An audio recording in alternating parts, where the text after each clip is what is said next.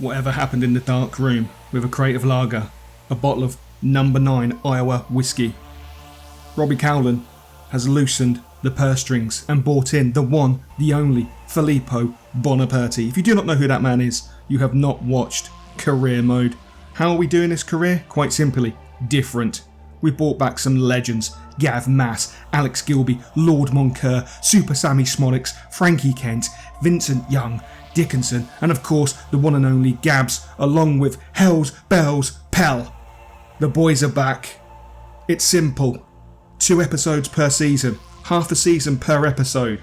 All we have to do is reach the promised land and complete 1 full season in the Premier League.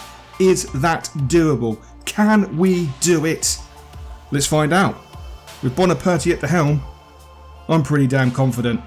Our first game of the season would be an away trip, a long haul away trip to Carlisle, who would start off the stronger of the 2 teams.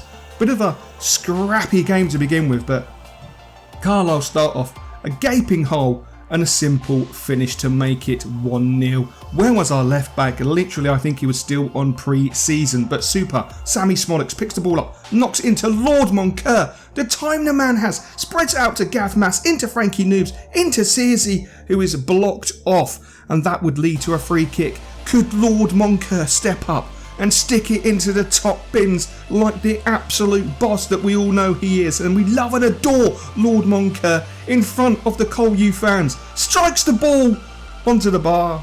Not meant to be from Lord Moncur. It's a shame. We do love a Moncur. We do love a Moncur. But Searsey, centre of the park, drifts the ball out delightfully into Chills. Quality young player. Nice little step over. Comes back inside into Searsey. Nothing really on for him. Takes some time. Knocks it into Gilbs, who fires a ferocious shot. And a simple save for the Carlisle keeper. But Searsey dinking the ball over the top into Frankie Noobs, and we would make it 1-1. The first goal of the road to glory, scored by Frankie Noobs. The keeper's got to question himself. Not even joking, but the game unfortunately would finish 1-1. Not the start we wanted, not the start we needed. We would follow that game up with Northampton at Layer Road. Did you see the name of the stadium? We're not playing at the Community, we're playing at Layer Road. And George pulls off a nice save there. Northampton came out like a battering ram, absolutely all over us, playing some delightful football, and we gave Rose too much time, too much space, too much respect in the 18-yard box, and he absolutely punished us. And Northampton were just phenomenal. Second half begins, delightful football.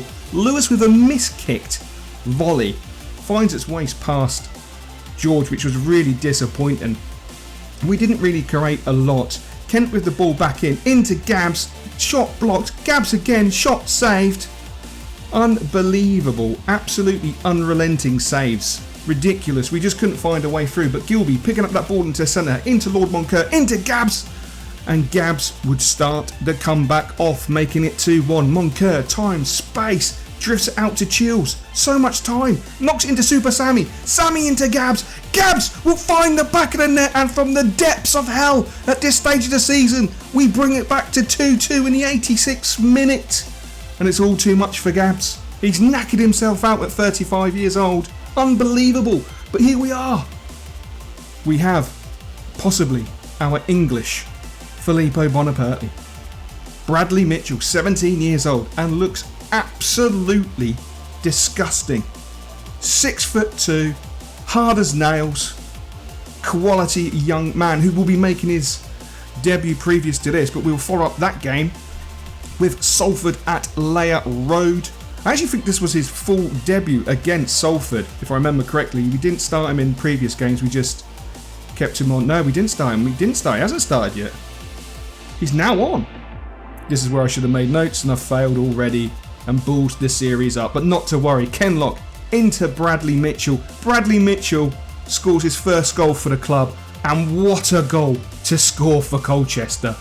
Cool, calm, collected, composed, and then just sticks it into the top bins. Absolutely phenomenal. Fantastic 2-0 lead, but Salford, the only chance they would actually conjure in the 80th minute was a shot wide.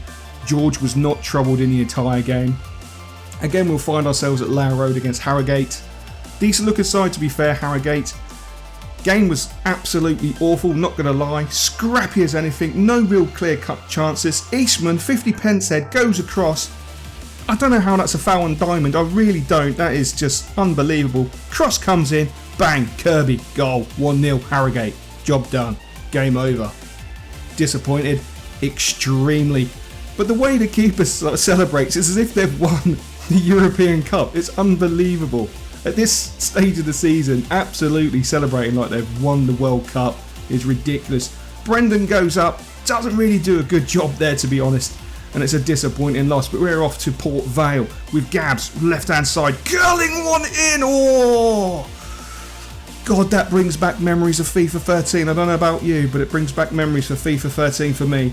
Bradley Mitchell just doing absolutely class things. That boy's got so much potential, he's amazing. And Brandon, what a strike, left-footed into the top corner, fires us into a deserved lead. Vale did have a player sent off, naughty little tackle, which was not very nice, but Lord Moncur into Bradley Mitchell, who just cuts and creates a hole in the Port Vale defence. I'm not sure if this is the English Filippo Boniperti or this is Paul Gascoigne coming back to life. Unbelievable talent, unbelievable skill, and the finish to go with it, left-footed. Absolutely delightful goal. Vale must have been incensed, and Filippo, the gaffer, absolutely loving it. He's leading his team to glory for sure. Gabs with the nice turn, nice shot, good save, easy save for Vale. But the keeper, poor clearance into Brendan. Brendan into Gabs. Gabs doesn't need an invite to shoot. Oh my days, it feels like FIFA 13 all over again. The thing in my head right now, which is completely irrelevant to the career mode, is QPR, Gabs, scoring from that same sort of area, that same sort of goal. Monumental, 50 pence head into Breno. Breno, plenty of time on the ball, feeds into Noobs. Noobs times, chips the ball over to the back post, and B. Mitchell is there to slam it home. This young man is phenomenal to give us a 4-0 lead. Absolutely outrageous. At 17 years old, he creates his own space. He then has the composure, the coolness, and the absolute ability to control the volley into the bottom corner. We're talking the finest of margins. What a strike. What a strike. Clean sheet inbound. No. Step up, Kane Vincent Young. Bang. Sit down, my man. Sit down. Lucky to get away with a yellow card there. But could George turn himself into King George and save the penalty? Yes. But FIFA said no. And it would be a consolation goal for Vale. As we now play Scunthorpe United. And this is horrific. Pike 1-0. Oh dear. It's rather disappointing. We'd played really well up to this point in the season, even though Chills will get us a consolation goal. Nothing more, to be fair. Nice play, breaks into the box, beautiful timing. But we were literally just torn to shreds. Defensively, we were atrocious, as it's 3-1. Pike again with a simple finish.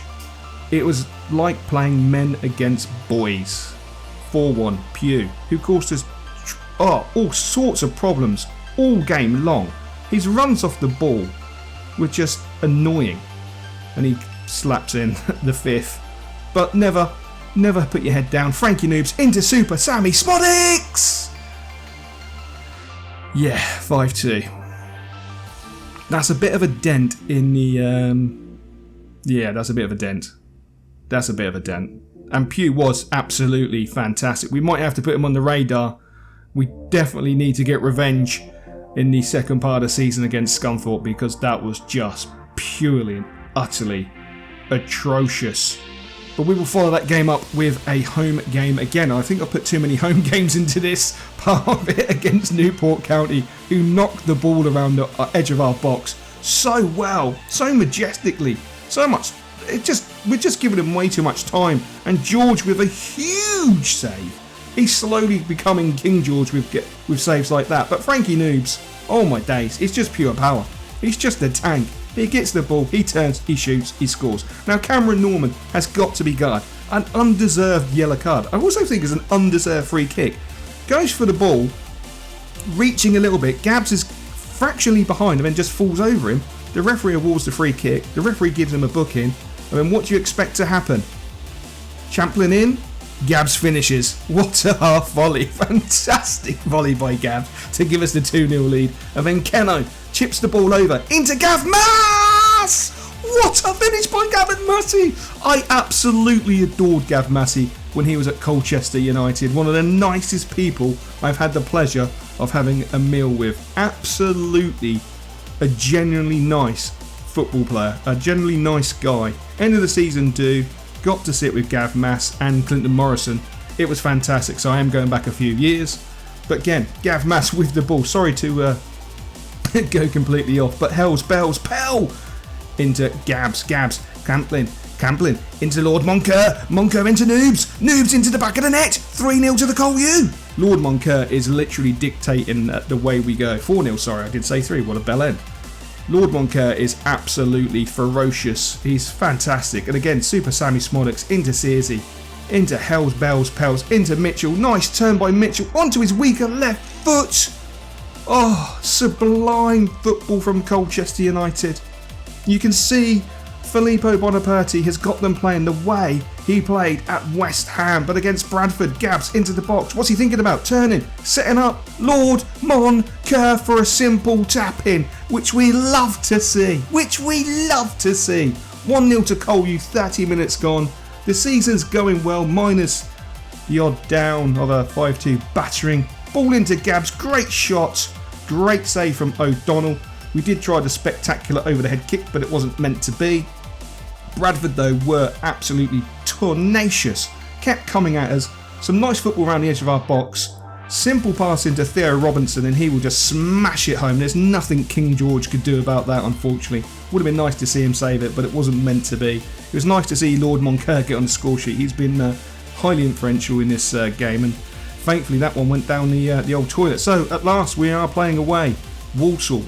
Do like a Walsall, it's not a bad little away day to be fair. Noobs just literally breezes through their centre-backs and smashes the ball directly at the goalkeeper, who has girly hands and lets the ball in. Needs to work on his, I was going to say the keeper needs to work on his hands, but I think Noobs needs to work on his celebrations. What's that all about? But this is delightful football, shows his pace and power, into the box, bang, keeper, weak hands, weak wrists. Dear oh dear oh dear, I'd be very, very disappointed. And it's just highlighted even more here. Oh, that's disappointing. Very disappointing. Not for us, obviously, but for them, thankfully.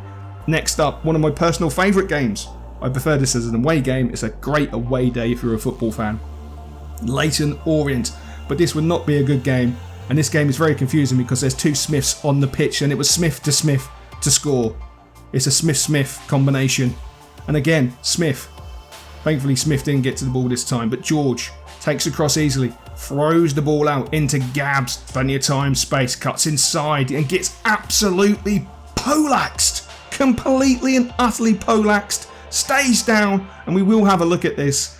And it's not really the player's fault. I'm not quite sure what realistically happened, apart from some horrific management. If you do not like seeing any serious injuries, please turn the video off, look away, because this is horrific. So Gabs strikes the ball, the knee connects, and as you can see, as his leg goes back down, he's basically snapped his kneecap. But that's not the worst of it. He then turns his ankle completely around 360 degrees, so it's not on his body. His knee goes round 3-4 times. Oh, it's horrific. And again, another 360 with a reverse sweep. Oh my god, I have to say, as a dive goes, I would give this 10 out of 10 if it wasn't for the fact that he is now a cripple. There is no way this man will ever walk again after such a serious injury. And that is a huge loss to see Gabs down and out for the count. Not what we want, he's our talisman. But Chills, into Noobs with a great shot, great block, and then somehow magically gets the follow up, and the goalkeeper is just poor. It's poor goalkeeping to say the least, but Leyton Orient just kept running at us. Clay into Smith. Smith with plenty of time. Nice little turn again. Still plenty of time. Into Smith. And Smith would fire Leyton Orient back into the lead. It was very frustrating seeing two Smiths. What do you do? They didn't even put an initial in front, but again it was Smith to Smith, and then Smith shoots and Smith scores. This is like a Smith-ology. It's ridiculous, but we started to commit too many men forward, and they literally just picked us apart. We didn't get back in. As you can see, it's poor defending, giving them too much time, giving Smith too much time, who then finds, I think it's Smith with too much time, and Smith scores. The Smith combination literally threw us. Absolutely threw us. It was poor. Absolutely poor. And it gets worse. Smith into the box. Into... No, it's not a Smith for a change, but it is 5-1 to Leyton Orient. And not only was he fantastic on the pitch, but watch his arms. The magic, the speed of Smith is unbelievable. He's got Jedi powers, that boy. 5 attempts, 4 goals. Oh dear. And the worst, it's even worse, an ACL injury, which I'm really surprised considering how his knee looked. 7 months out. We're going to miss Gabs for 7 months. This is a huge blow. But where are we at the halfway stage of the season? 2nd place. 23 games down. 12 wins. 5 draws. 6 losses. 41 goals. 28 conceded. Not surprised. We have conceded 5 twice in the season. Plus 13. 41 points. 1 point behind Port Vale. Just in front of Newport County. Just in front of Tranmere, Leyton Orient and Barrow. How do you think we're going to do? Are we going to keep it up? Are we going to go up? Let me know in the comment section down below. Hopefully you enjoyed this first episode of the season. And as normal, I will catch you next time.